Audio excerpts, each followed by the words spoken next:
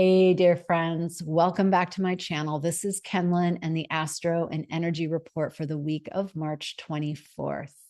Well, here we are in the final days of the eclipse wormhole. Remember an eclipse wormhole from the first eclipse to the second eclipse, that 2-week period that has us like tumbling through the void as we are reinventing ourselves, as the computer has been turned off and then turned back on again at the time of the exit of the eclipse wormhole.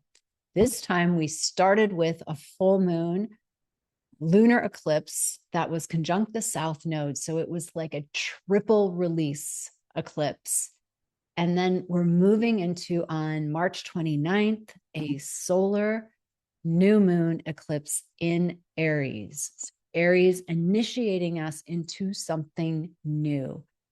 Now we're in the final days of that. And last week we had the spring equinox in the northern hemisphere, initiating at 0 degrees of Aries, a new calendar year. So this is really the new year from an astrological, cosmological point of view. So you can start to feel the seeds of a new beginning, even as you're tumbling, and some people reported feeling steamrolled by this eclipse wormhole. It's been a massive death portal. And some of your patterns, and we talked about this last week, that have been unconscious to you, that you've just been doing and you can't see that you've been doing it. And mostly those show up in something that we have had like an almost obsession of running mind noise about something outside of us. When we constantly are on repeat and repeat about something outside of us, like a problem that we are in and we cannot resolve it, it's usually some shadow pattern that you're not seeing that you're projecting out. I just had a friend over and we were talking about something, and this person illuminated for me, and sometimes it takes two to know one, that was really part of a pattern that's wanting to be dissolved inside of me. And I am fully aligned with it, but it was so normal that I didn't quite see it. That's what's happening. And we have some transits right now that are supporting you in seeing what is ready to be seen and therefore to be let go of. And we use those terms a lot: let going, releasing. What that means is that you actually align your behavior in a new way. And that takes discipline. It takes forming a new habit. It takes conscious awareness, because autopilot is what we're undoing. That autopilot got you here, but it won't get you to where you want to go. Just realize that where you want to go, where your soul wants to go, where your visions of what is possible wants to go, will not get there by the autopilot programming that you already have. So this eclipse is a gift. It's unwinding that programming. And it may feel like deep, deep grief. It may feel like fear. It may feel like nauseating. It may feel like steamrolled. Allow it. Like, get on side of it by allowing it, by surrendering into it, because inside is our liberation, the seeds of something new. That's what Aries season represents. So that happened on that first eclipse. And then we had the astrological new year, March 20th, where it was equal light, equal dark, resetting our sense of light and dark and the future that we're stepping into.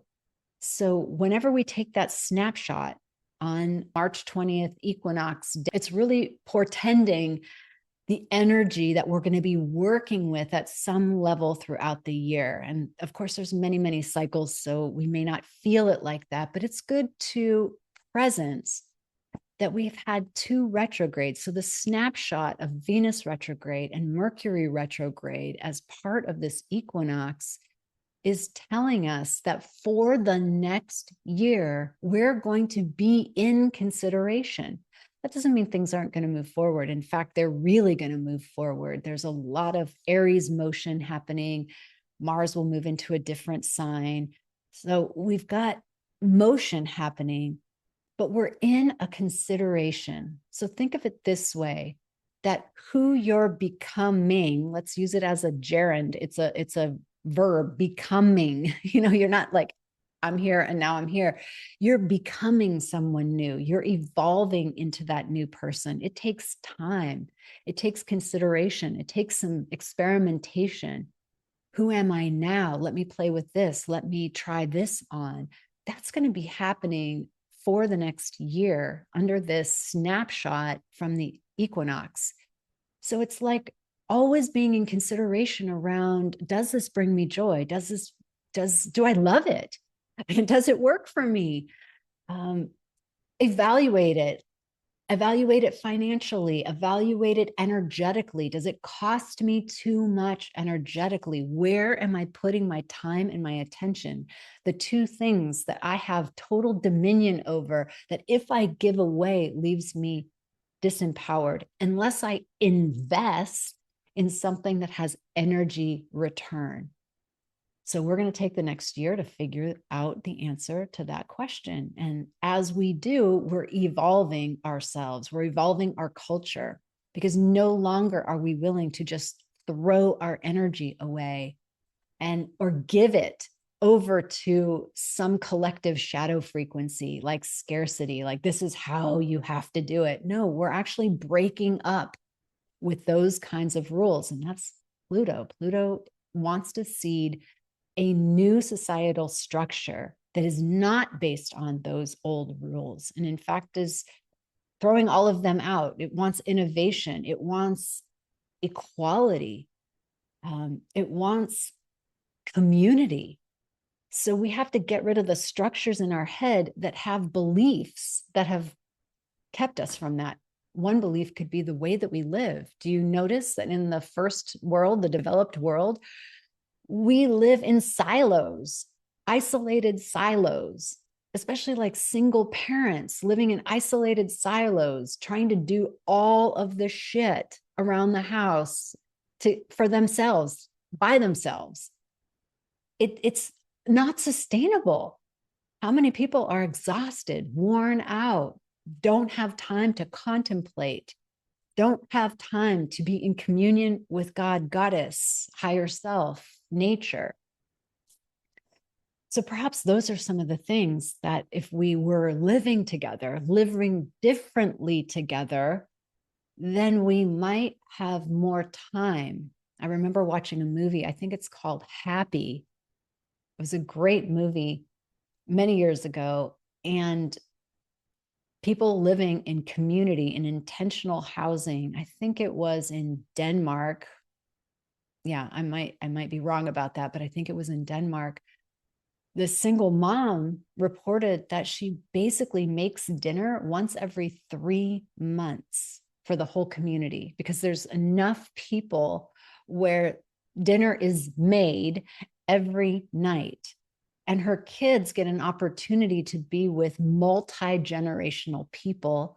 And there was no acting out from her teenage kids, because they weren't trying to differentiate themselves from her because they were in this nuclear silo. But instead, the community was broad and there were many energetics going on. So there wasn't a need for that level of differentiation. I find that fascinating. And so I'm putting that out there. I'm disseminating that. I love to disseminate.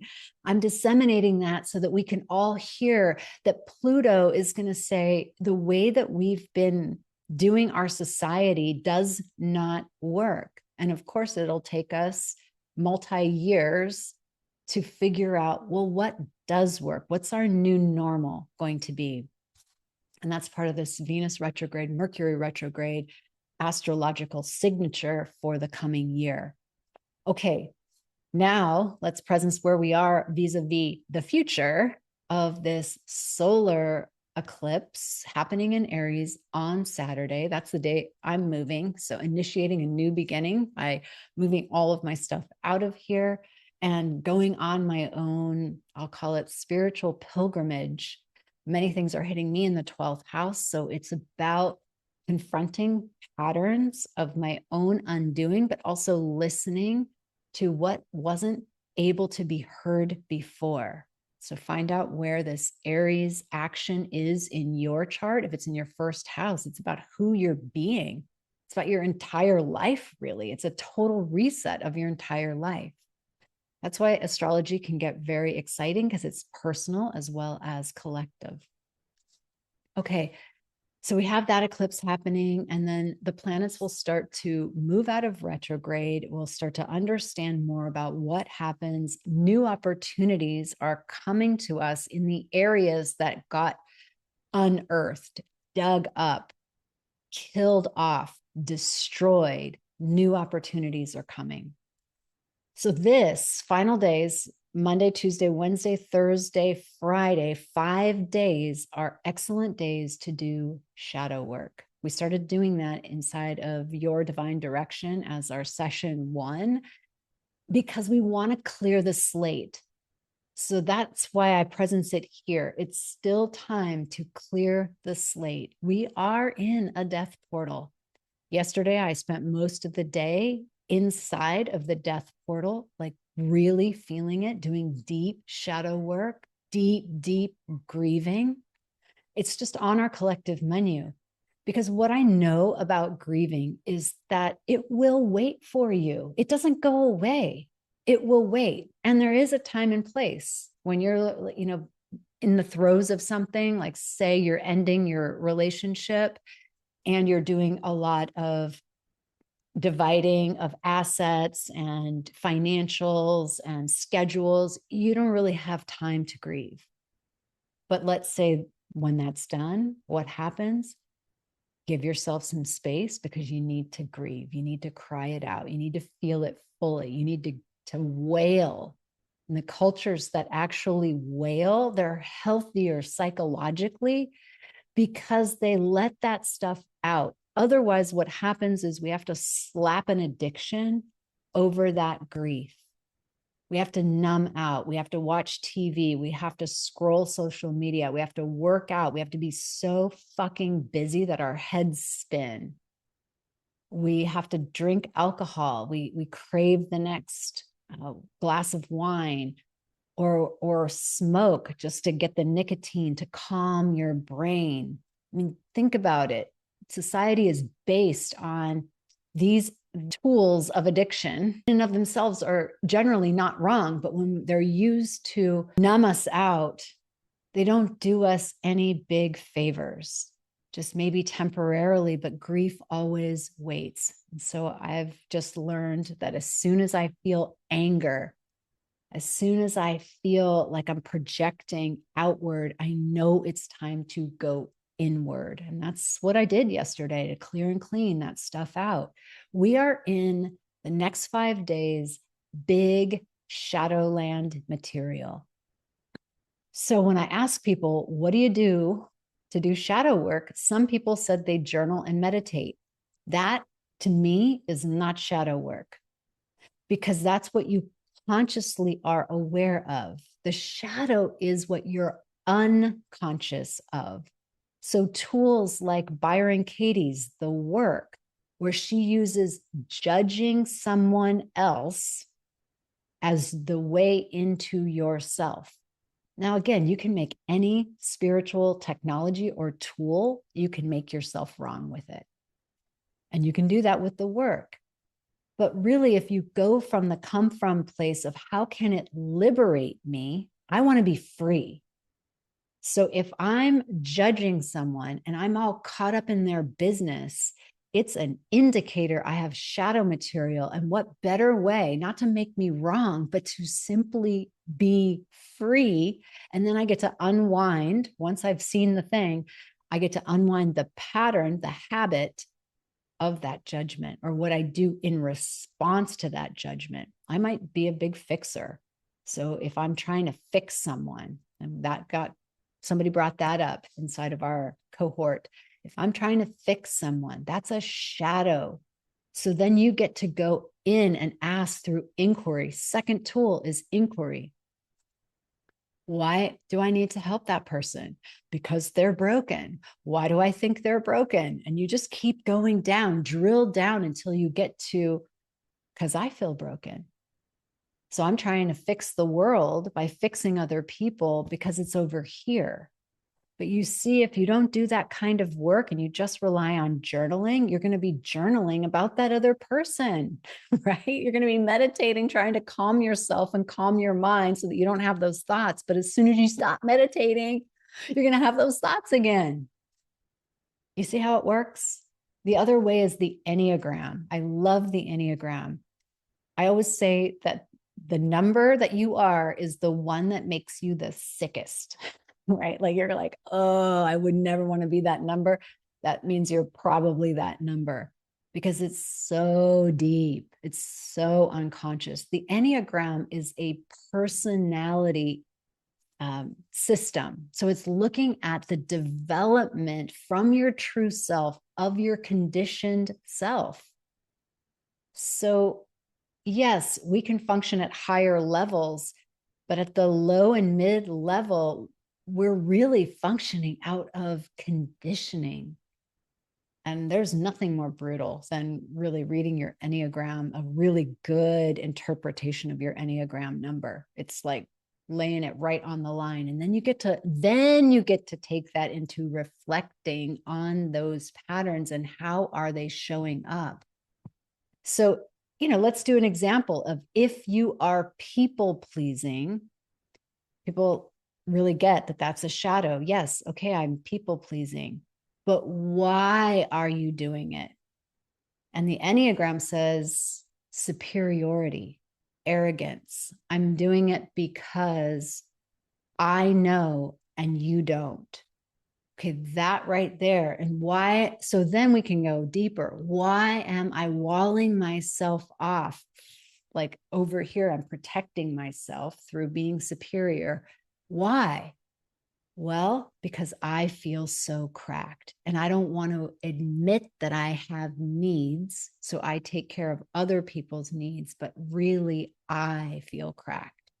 Do you see? Like, this is a matrix, y'all, and part of our job is to get in and just take a look. The beauty of this work is once you see it, it'll always be there. And then your actions get to align with unwinding. So when you notice you're fixing, you can just start making fun of yourself. Like, oh, there I am fixing. Or, hey, do I have your permission to give you some advice right now that you didn't ask for? We can just joke like that and start making it light. And then ultimately, once you start tending to yourself, because like, let's say Enneagram 2 will continue. That was the 2. The 2 goes to 4 in integration. So what does the 4 represent? Tending to myself. What does the 2 need? The 2 needs to stay in her own lane and attend to herself and her own needs. She needs to check in. What do I need? Oh, I need contact. Whatever it is, and then to put yourself in the way of life to receive that instead of blocking it because you're fixing others. I hope that makes sense because I wanted to unpack shadow work since I don't think that most people know what it is. So when you're projecting onto others and you think others are the problem, that's where you don't see what's happening over here. These systems, like Byron Katie, like inquiry, like the Enneagram, will support you in seeing something you can't see for yourself.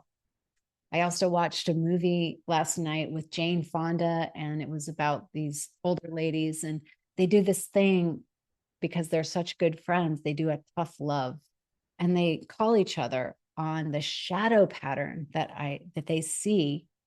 And they do it with such maturity and love because they've been friends for 50 years. And the woman who was on the hot seat was like, oh, you're right. I get that. Okay. I'm not going to do that anymore. It was so great to just witness, like, that's actually how we can do it.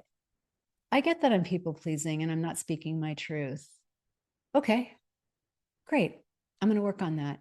I'm going to start checking in with myself and asking myself what's true. So, why is all that coming up? Well, I'm in the death portal, so I'm bringing you some big medicine. But there's three things. Today, tomorrow, and Wednesday, we have Mercury retrograde in the heart of the sun. And that is the ability to burn up all the BS that's happening. So in your mind, your looping mind, your judging mind can get burned up by the heart of the sun, conscious awareness, seeing something. So just me saying this and disseminating this, you may see something for yourself, and that Mercury cazimi burns up those thoughts. So let's put that into the field. Isn't that beautiful that the cosmos is helping us get more conscious and aware? Okay, it's mental purification. So do your practices, do your emptying practice to mentally release. And then we have Mercury retrograde is sextiling Pluto. So this is why it's so deep. This is why it's like from the depths. Like Pluto is not going to let you off the hook. So something that you keep butting up against, you're going to have to really see it in order to move forward. It's like a magnifying glass. Think of Pluto like taking your shadow work and putting a magnifying glass in between it, and you're like staring at it and you're like, whoa, that looks big. Well, it's just because Pluto's highlighting it.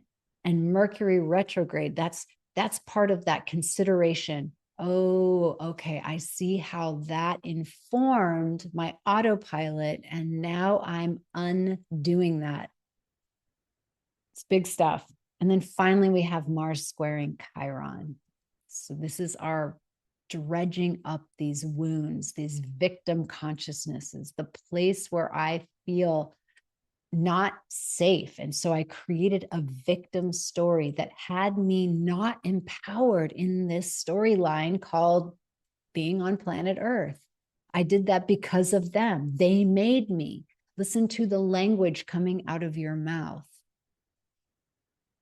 So that transit's asking us to dig deeper into unresolved issues.